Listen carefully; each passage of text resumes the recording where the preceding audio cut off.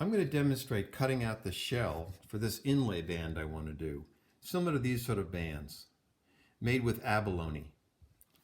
And the idea of it is that I started out with a big rough abalone shell, and with a diamond saw, cut it and ground it and tried to get pieces that are somewhat consistent in thickness. This is a little bit too thick yet, and you see I've got some spots here I've got to still grind. Those are big pieces, by the way. This is the piece that I made right here that I'm actually using. Got nice color. And I've got a straight edge here, and I put black on the back, so that pops the translucency of the shell. So I'm told, I think it's true. And I've got this little jig set up with the distance between the saw kerf and the fence equal to the thickness of the material that I want. Take some fine tuning. I did that with the lesser good pieces of this piece of shell, and then when I got into the beautiful blue here, I want every one to be usable. So I'm using a little Japanese pull saw, just taking my time. Takes a lot of strokes, probably 75, 100 strokes to work through it. The blade is getting worn, that's okay, that's why I'm using this one.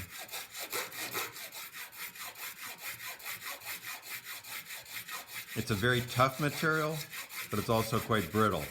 So if I'm too aggressive, I'll shatter it and ruin it. They're very small and they're fragile.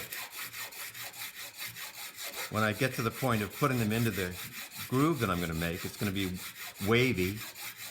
This is a chest that kind of relates a little bit to sea chests. And I'm going to have to break them down into the groove. That's how they're going to conform to the shape of the waves.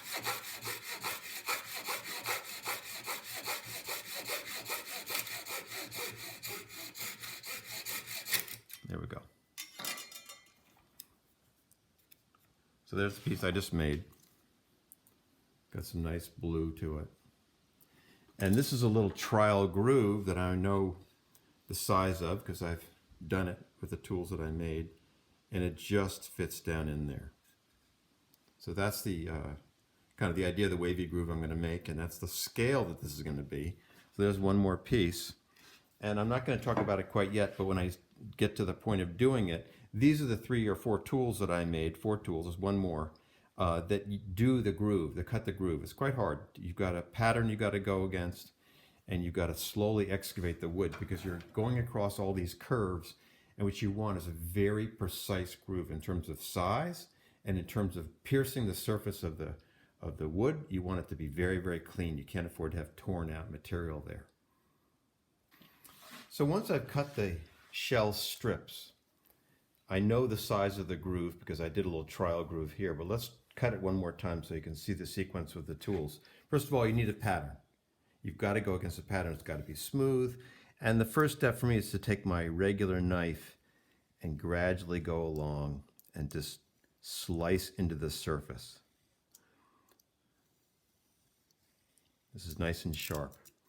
The second step is the spacer, the ebony spacer on this scalpel, and go along again there.